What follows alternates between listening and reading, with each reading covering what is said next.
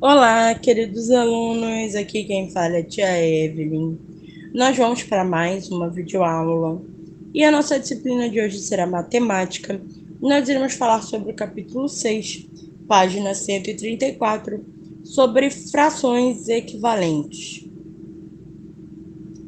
Trocando os números do numerador e do denominador de uma fração, nós podemos escrever infinitas frações. Duas frações que representam o mesmo valor, nós chamamos de equivalentes. E hoje nós vamos aprender a identificar frações equivalentes e encontrar a forma reduzida de uma fração. Imagine a seguinte situação: Gabriel está com muita fome e diz para sua mãe que irá comer 6 pedaços de uma pizza. Sua mãe geralmente divide a pizza em 6 pedaços e ele come 3. Então ela resolveu dividir em 12 dessa vez. Quanto será que Gabriel comeu a mais? Vamos comparar a quantidade de pizza que ele costuma comer com a quantidade de pizza que ele vai comer agora. Podemos observar que no primeiro desenho nós temos uma pizza dividida em 6 pedaços e Gabriel costuma comer 3 pedaços. E isso equivale à fração 3/6. Quando ele diz que vai comer 6 pedaços e a mãe dele divide a pizza em 12, isso é uma fração que equivale a 6/12. Podemos observar um desenho aí com o outro que ele comeu a mesma quantidade, né? De acordo com o desenho. Agora vamos analisar a observação. Observe que, embora Gabriel coma mais pedaços desta vez, a quantidade de pizza será a mesma, ou seja, a metade da pizza. Neste caso, então, nós podemos dizer que a fração 3/6 e 6/12 são frações equivalentes. Isso porque uma fração representa a mesma coisa que a outra. Todas as duas não estão simbolizando a metade da pizza? Então, elas são frações equivalentes, porque elas representam a mesma coisa, apenas com números diferentes. Observando o outro caso, Samantha, Clara e Isabela receberam da professora Estela um pedaço de papel. Cada uma das meninas dividiu um pedaço em diferentes partes iguais. Samantha dividiu o pedaço dela em 3 partes iguais e pintou 2 partes. Clara dividiu seu papel em 6 partes iguais e pintou 4. Isabela dividiu o pedaço em 9 partes e pintou 6. Vamos observar aí. O papel de Samantha ficou com a fração 2/3. O papel de Clara ficou com a fração 4/6. E o papel de Isabela ficou com a fração 6/9. Observando aí, os pedaços de papel são todos do mesmo tamanho, certo?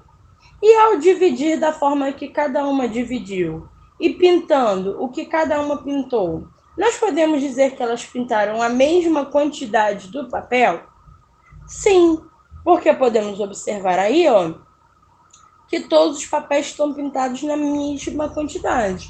A única diferença é a quantidade de vezes em que ela dividiu o papel. Então, dessa forma, nós podemos dizer que a fração 2/3, 4/6 e 6/9 são frações equivalentes. Todas as três são frações equivalentes. Mas vamos observar como isso acontece na matemática, sem usar o desenho. Nós podemos achar uma fração equivalente através da multiplicação ou da divisão. Se nós multiplicarmos, nós acharemos a fração equivalente. Se eu tenho a fração 2/3, para eu achar uma fração equivalente, eu tenho que multiplicar tanto o numerador quanto o denominador pelo mesmo número. Eu não posso multiplicar em cima por um número e embaixo por outro número, tá? Então, vamos lá. Se eu multiplicar em cima por 2 e embaixo por 2, eu vou obter a fração 4/6, correto? E se eu tiver a fração 4/6, e se eu puder dividir tanto em cima quanto embaixo pelo mesmo número, eu tenho uma fração equivalente ou também uma fração reduzida. Agora, se eu quisesse multiplicar por 3, o mesmo número, 2/3, multiplico por 3, eu vou ter 6/9, correto? 2 vezes 3, 6. 3 vezes 3, 9. E se eu quiser fazer o inverso, né? Dividir a fração 6/9, eu tenho que dividir tanto em cima quanto embaixo pelo 3. Lembrando, eu não posso dividir em cima por 2 e embaixo por 3. Não, eu tenho que dividir pelo mesmo número, tanto em cima quanto embaixo, tá? E aí eu vou obter a mesma fração inicial lá, que é o 2/3. Então, duas frações equivalentes podem ser transformadas multiplicando ou dividindo o numerador e o denominador de uma fração por o mesmo número.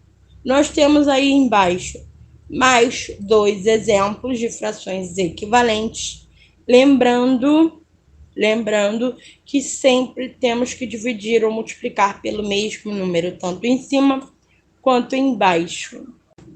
Vamos fazer aí a leitura do nosso Aprendendo um pouco mais, que ele diz o seguinte: quando os numeradores e os denominadores forem iguais, o valor da fração é igual a uma unidade. Ou seja, se eu tenho uma fração onde eu tenho 2/2, por exemplo, isso significa que eu tenho uma figura que foi dividida em duas partes e eu pintei duas partes. Isso é igual a um inteiro, uma figura inteira. Agora, quando o numerador, que é o número que fica em cima, é o dobro do denominador, que é o número que fica embaixo, isso significa que a fração é igual a 2 unidades. Quando o numerador é o triplo do denominador, significa que o valor da fração é igual a 3 unidades. Quando o numerador é o quádruplo do denominador, isso significa que a fração é igual a 4 unidades e assim por diante. Agora, sobre a atividade resolvida, temos que descobrir qual é o valor desse número aí que nós não sabemos, né? Que é esse quadrado aí. Vamos observar o seguinte: qual o número que, se eu multiplicar por 2, eu tenho o resultado 10? É simples, né? 2 vezes 5, 10. Já sabendo que o número que eu estou usando para multiplicar em cima é o 5, eu tenho que multiplicar o de baixo também por 5. Então, é simples. 5 vezes 5, 25. Então, a fração que nós vamos ter aí é 10/25. Correto? Então, meus queridos, agora vocês vão fazer novamente a leitura do capítulo para vocês tirarem alguma dúvida que vocês não tenham entendido. Caso tenham dúvida também, podem perguntar para a tia. E vamos fazer os exercícios da página 137, 138, 139 e 140. Na próxima aula de matemática, nós iremos falar sobre o capítulo anterior, que é o capítulo 5, de adição e subtração de fração, porque é um capítulo que vem depois. Agora que nós sabemos o que são frações equivalentes, vai ficar mais fácil de fazer o capítulo sobre adição e subtração, tá bom? Então é isso, meus queridos. Fiquem com Deus e até o próximo vídeo.